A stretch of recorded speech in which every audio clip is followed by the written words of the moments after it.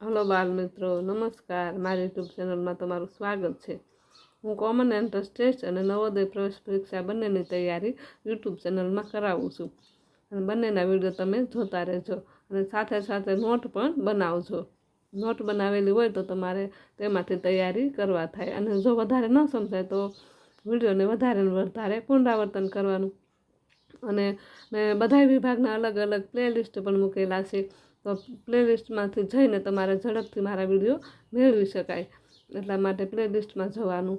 અને જો ન સમજાય તો કોમેન્ટ પણ કરજો. અને અત્યારે હું કોમન એન્ટ્રન્સ ટેસ્ટમાં ABC 3 પ્રશ્નપત્ર મેં મૂકી દીધા છે. અને D નંબરના પણ 2 વિડીયો, એક તાર્કિકનો અને એક ગણિતનો મૂકેલો છે. તે જોવાના બાકી હોય તો જોઈ લેજો. અને હવે પછી હું આ જે F સુધીના પ્રશ્નપત્ર પૂરા થઈ જશે પછી હું પાઠ્યપુસ્તકમાંથી તમને સમજાવવાની છું. તો પાઠ્યપુસ્તકમાંથી જે IMP પૂછાવા જેવા હશે મુદ્દા તે હું તમને સમજાવીશ, જેથી કરીને 100% તમે પાસ થઈ શકો. તો ચાલો આપણે આજે 51 નંબરથી શરૂ કરીએ. જોઈએ નીચેનામાંથી કઈ પેટર્ન યોગ્ય રીતે ગોઠવાયેલી નથી. અહીંયા નથી શબ્દ છે તે જોવાનું ખાસ તમારે.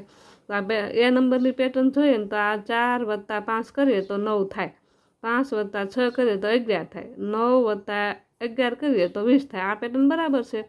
B નંબર જોઈએ, 6 + 8 કરીએ તો 14 થાય, 8 + 10 કરીએ તો 18 થાય, અને 14 + 18 કરીએ તો 32 થાય. આ પણ બરાબર છે. C નંબરમાં જોઈએ, 10 + 20 કરીએ તો 30 થાય, પણ અહીંયા તો 50 આપ્યા. 20 + 30 કરીએ તો 50 થાય, પણ અહીંયા તો 10 આપેલા છે. અને 50 + 10 એટલે 60. આ તો બરાબર, પણ આ પેટર્ન અહીંયા બરાબર મળેલી નથી. એટલે આપણો જવાબ આપણે અહીંયા પૂછ્યું હતું ને કે કઈ પેટર્ન બરાબર ગોઠવાયેલી નથી, તો C નંબર છે તે બરાબર ગોઠવાયેલી નથી. જવાબ આવશે C.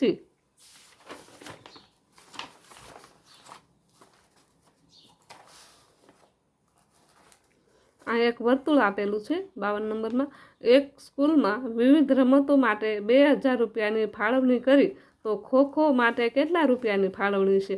એ સ્કૂલ છે ને એમાં અલગ અલગ પ્રકારની રમત છે, તેમાં 2000 રૂપિયાની ફાળવણી કુલ કરવામાં આવી. તો ખો માટે કેટલી કરવામાં આવેલી છે? અહીંયા લખેલું છે.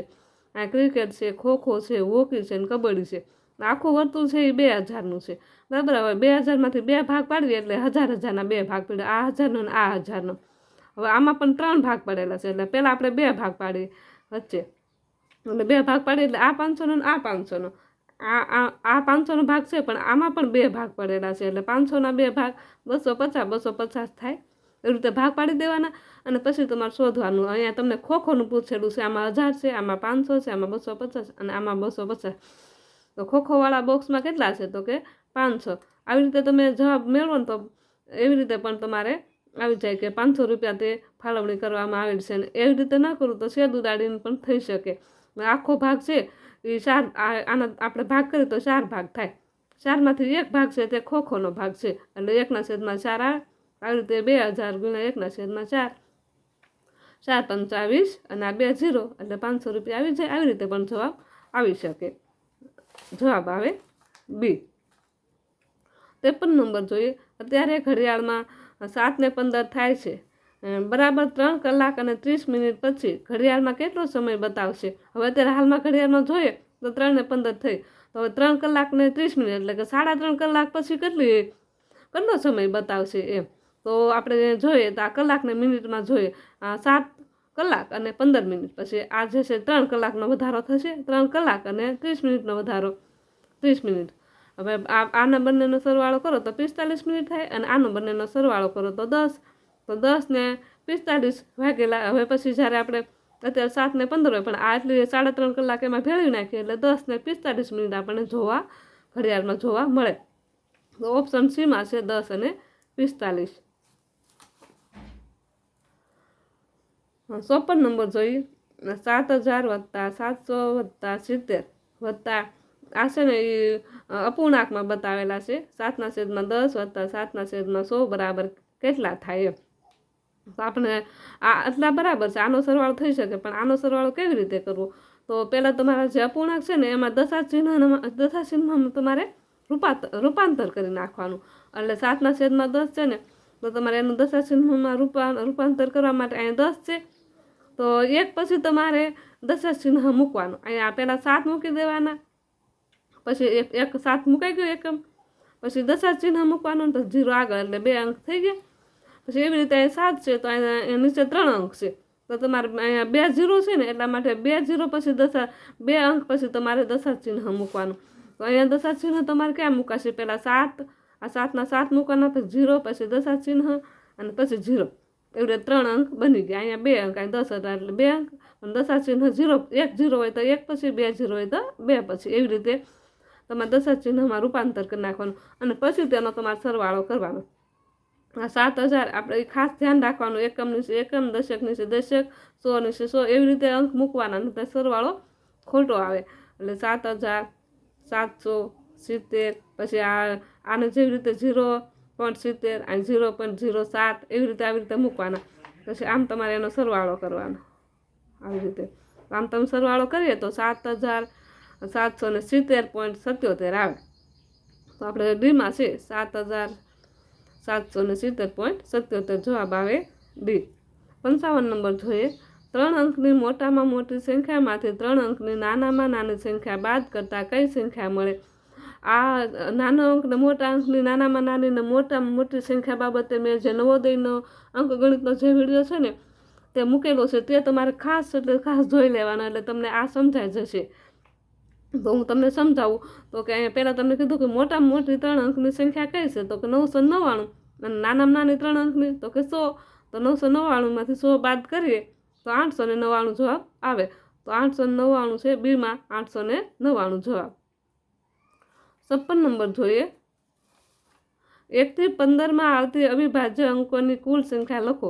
હવે 1 થી 15ની અંદર જે અવિભાજ્ય સંખ્યા આપણને નવોદયનો વિડીયો મૂકેલો છે, જે અંકગણિતનો, એમાં અવિભાજ્ય સંખ્યાનો કોઠો છે, તે અવિભાજ્ય સંખ્યા બાબતે જે મૂકેલો છે તે વિડીયો તમે ખાસ જોઈ લેજો. એમાં મેં પાકો કરવાનો કોઠો પણ તમને આપેલો છે. તેમાં અવિભાજ્ય સંખ્યા 1 થી 15માં જોઈએ તો 2 આવે, 3, 5, 7 અને 13, એટલી અવિભાજ્ય સંખ્યા 1 થી 15ની વચ્ચે છે. તો એ કેટલી થઈ? 1, 2, 3, 4, 5 અને 6, કુલ કેટલી થઈ? તો કુલ સંખ્યા 6. જવાબ આવે સી 6.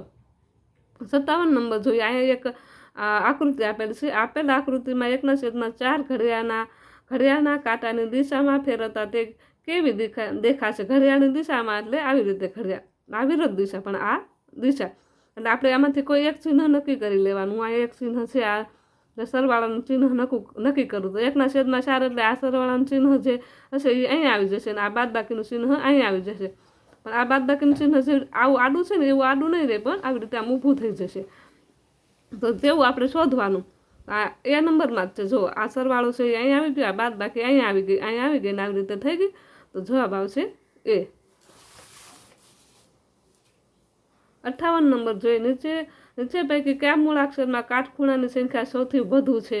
હવે કાટખૂણો એટલે શું એ પણ તમને આ અગાઉના વિડીયોમાં મેં સમજાવેલું.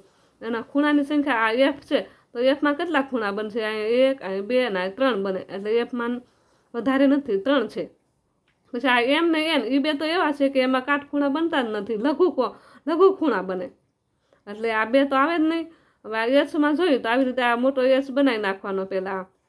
પછી આ 1 ખૂણો, આ 2 ખૂણો, આ 3 ખૂણો અને આ 4 ખૂણા, એટલે આમાં 3 હતા અને આમાં 4 ખૂણા છે, એટલે જવાબ આવશે આ એચ વાળો સી જવાબ આવે. 59 જોઈએ. કબીરની 4 મહિનાની બચત 4,400 રૂપિયા છે, તો તેની મહિનાની બચત કેટલા રૂપિયા થાય? હવે આ કબીર છે ને તે 4 મહિનાની બચત એને કીધું છે કે 4,400 રૂપિયા છે. આપણે 1 મહિનાની શોધવાની છે, તો 4 મહિના બરાબર 4,400, તો 1 મહિના બરાબર કેટલા? આવી રીતે ક્રોસ ગુણાકાર કરવાનો, એટલે 4,400 છેદમાં 4, 1144, અને આ 2 0 છે અહીંયા મૂકી દેવાના, એટલે 1100 રૂપિયા આવે. 1100 રૂપિયા છે તે 1 મહિનાની બચત થાય. ના કબીર છે એ 4 મહિનાની બચત એટલી હતી, તો એની 1 મહિનાની બચત 1100 રૂપિયા. જવાબ આવે સી. 60 નંબર જોઈએ. 40/8 માટે યોગ્ય વિકલ્પ પસંદ કરો. આ એ, બી, સી અને ડી એવા 4 વિકલ્પ આપ્યા છે, પણ પહેલાં તમારે 40/8 કરી નાખવાના. તો મેં 40/8 કર્યા, એટલે 8 × 5 = 40 થાય. આનો મતલબ એવો થાય કે 5 વખત 8 જે ઓપ્શનમાં હોય ને તે જવાબ આવે. તો અહીંયા જુઓ આ બી નંબરમાં 1 2 3 4 ને 5 છે, એટલે આ જવાબ તો આ જ આવે. જો આવી રીતે તમને શોધતા આવડે તો આવી રીતે શોધવાનો. અને એ સિવાયની પણ એક રીત છે કે 8 8 તમારે બાદ કરતા જવાનું. 40માં આ તમે ભાગાકાર છે એ પુનરાવૃત્તિ બાદ બાકી જ છે, એટલે તમારે 40માંથી 8 બાદ કરો એટલે એક વખત છું, પાછા 32માંથી 8 2, પછી 24માંથી 8 3 વખત, 16માંથી 8 4 વખત, ને 8માંથી 8 5 વખત. એવી રીતે 5 વખત 8 આવ્યા ને, અને 0 આવી ગયું, અહીંયા છે 0 આવી ગયું, અહીંયા પણ 0. આવી રીતે પણ તમે જવાબ શોધી શકો. એટલે જવાબ આવે બી. હવે આપણે અહીંથી પર્યાવરણ શરૂ થાય છે તો જોઈએ. કૂવાઓમાં ઉનાળામાં પાણી સુકાઈ ન જવાનું કારણ એ છે કે કૂવામાં ઉનાળામાં પાણી ન સુકાઈ જવાનું કારણ શું? બોર દ્વારા પાણી ખેંચી લેવામાં આવે છે. બોર દ્વારા તો પાણી ખેંચી લેવામાં આવે તો પાણી સુકાઈ જાય. અહીં તો ન સુકાવાનું કારણ પૂછ્યું. વરસાદી પાણીનો સંગ્રહ કરવામાં આવતો નથી નહીં, પણ વરસાદી પાણીનો સંગ્રહ કરવામાં આવે ને તો. સી નંબર જોઈએ. વરસાદી પાણીનો જળ સંચય કરવામાં આવે છે. જો આપણે જ્યારે વરસાદ આવતો હોય ત્યારે કૂવામાં વરસાદનું પાણી જવા દઈએ ને તો એને સંચય કરવું, એટલે કે સંગ્રહ. તો કૂવામાં જ્યારે ઉનાળો આવે ત્યારે કૂવામાં પાણી ઝડપથી સુકાતું નથી. એટલે આપણે જવાબ છે તે સી, વરસાદી પાણીનો જળ સંચય કરવામાં આવે છે એટલા માટે કૂવામાં પાણી સુકાય નહીં. જવાબ સી. 62 નંબર જોઈએ. ગઢ બાબતે નીચેનામાંથી કયા વિધાનો સાચા છે? અહીંયા ABCD વિધાન આપેલા છે ને, એમાં ગઢ એટલે ગઢ કિલ્લો જે કહીને તે બાબતે. તો એ નંબર જોઈએ. અમુક જગ્યાએથી આગળની તરફ ગોળાકારમાં બહાર નીકળે દિવાલ એવો કિલ્લો હોય છે તો હા. ગઢ કિલ્લાની દિવાલો કરતાં પણ ઊંચી હોય છે તો હા. ગઢ કિલ્લાની સુરક્ષા માટે ઉપયોગી છે તો એ પણ હા. તો અહીંયા 3 3 આવે એટલે જવાબ આવે ડી, આપેલ તમામ. 63 નંબર જોઈએ. નીચે આપેલી જોડ પૈકી કેટલી જોડ સાચી છે? અહીંયા જોડી આપેલી છે, એટલે કેટલી જોડી સાચી? તો કાચી કેરીનો સ્વાદ કેવો હોય? તુરો? તો નહીં. આંબલીનો સ્વાદ કેવો હોય? કડવો? નહીં, એનો ખાટો હોય. લીંબુનો સ્વાદ કેવો હોય? ખાટો હોય. આ જોડી સાચી છે. મધનો સ્વાદ ગળ્યો, આ પણ સાચી છે. તો ખાલી બે જે હોય ને તે ઓપ્શન આવે. આ બીમાં છે 2 જોડી સાચી, તો જવાબ આવે બી. 64 નંબર જોઈએ. હાલ મહિલાઓ તમને કયા ક્ષેત્રમાં સેવા આપતી જોવા મળે? હાલ એટલે કે અત્યારના સમયમાં.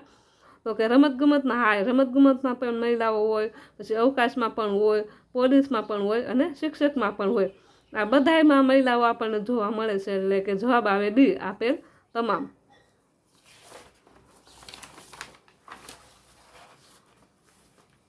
65 નંબર જોઈએ. ચાંગપા જાતિના લોકો કયા વ્યવસાય સાથે જોડાયેલા છે?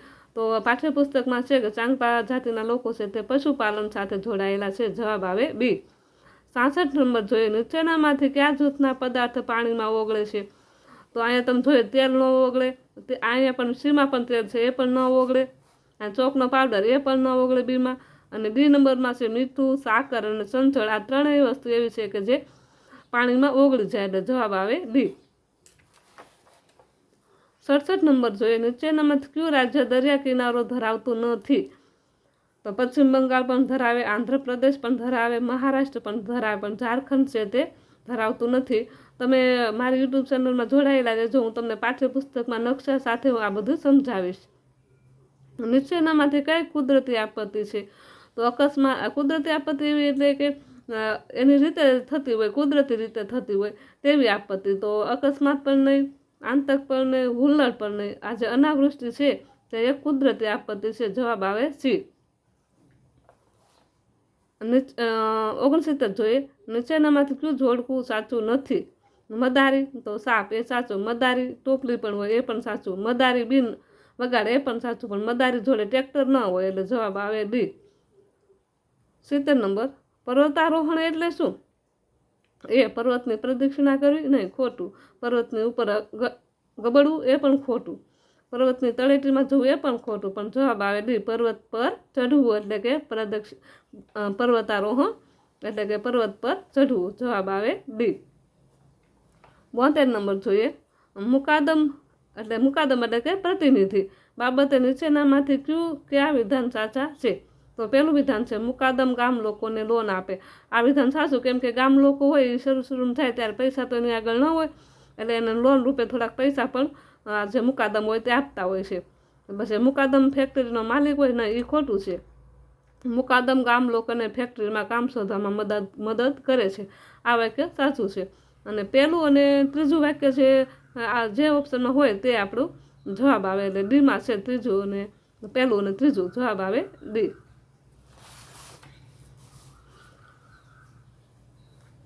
73 નંબર જોઈએ. નીચે આપેલ જોડમાંથી કેટલી જોડ સાચી છે? તો પહેલી જોડ છે સ્લોથ 18 કલાકની ઊંઘ. સ્લોથ 18 કલાક ઊંઘ લે એ પણ સાચું છે. પછી માછલી વિદ્યુત સંકેત દ્વારા ચેતવણી આપે, આ પણ બરાબર છે. મચ્છર પગની પાણીની સુગંધથી મનુષ્યને શોધે, આ પણ બરાબર છે. સાપ જમીન પરની ધ્રુજારીનો અનુભવ કરે છે, આ પણ બરાબર છે. એટલે 4 વાક્યો સાચા છે. તો 4 જેમાં હોય તે ઓપ્શન આવે. ઓપ્શન ડીમાં 4 આવે તો જવાબ આવે ડી.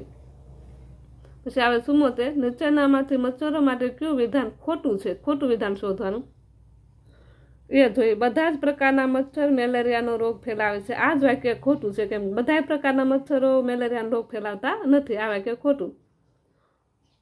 આ જે માદા એનોફિલિસ જે મચ્છર જે છે ને એ મેલેરિયા ફેલાવે. એટલે આ 3 વાક્ય સાચા છે, પણ આ વાક્ય ખોટું છે. જવાબ આવે એ. 75 નંબર જોઈએ. નીચેનામાંથી ફૂંકના ઉપયોગથી થતા કાર્યો માટે કયો વિકલ્પ સાચો છે?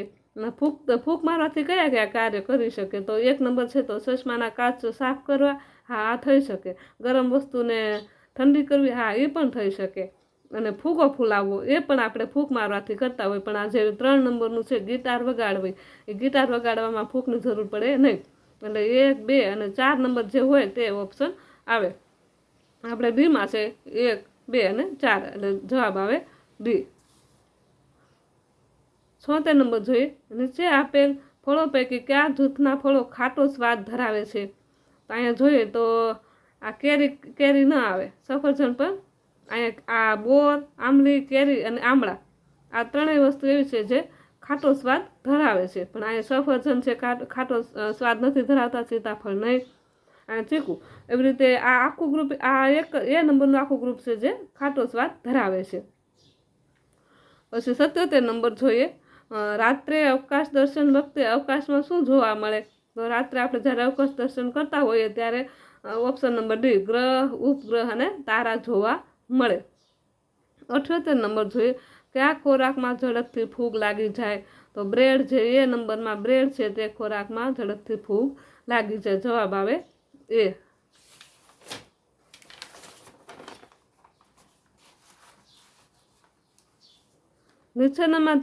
નીચેનામાંથી કઈ બીજ વિના ઉગતી વનસ્પતિની જોડ છે? બીજ વગર જે ઉગતી હોય તે વનસ્પતિની જોડ કઈ? તો પેલું તો આંબો, લીમડો એને બીજ હોય, દૂધી રીંગણને પણ હોય, વાલોળ જામફળને પણ હોય. પણ બટાટા છે, બટાટા અને ગુલાબ એ બંનેને બીજ ન હોય. આ બંનેને આને ડાળી હોય અને આને એવી રીતે નાના બટાટા ઉગાડવાના હોય. એટલે જવાબ આવે સી. 80 નંબર જોઈએ. નીચેનામાંથી કયા વાહનોનું જૂથ જમીન માર્ગ પર જોવા મળતું નથી? જમીન માર્ગ પર જે વાહન ન ચાલતા હોય તે, તો કે વિમાન અને હેલિકોપ્ટર તે જમીન માર્ગ પર હોય નહીં. ઓપ્શન આવે બી. અહીંયા હું પર્યાવરણ વિભાગ પૂરો કરું છું અને આવતા વિડીયોમાં હું ગુજરાતી, હિન્દી અને ઇંગ્લિશ મૂકીશ. તો તમે મારા વિડીયો જોતા રહેજો. મારી યુટ્યુબ ચેનલને લાઇક, શેર અને સબસ્ક્રાઈબ કરજો.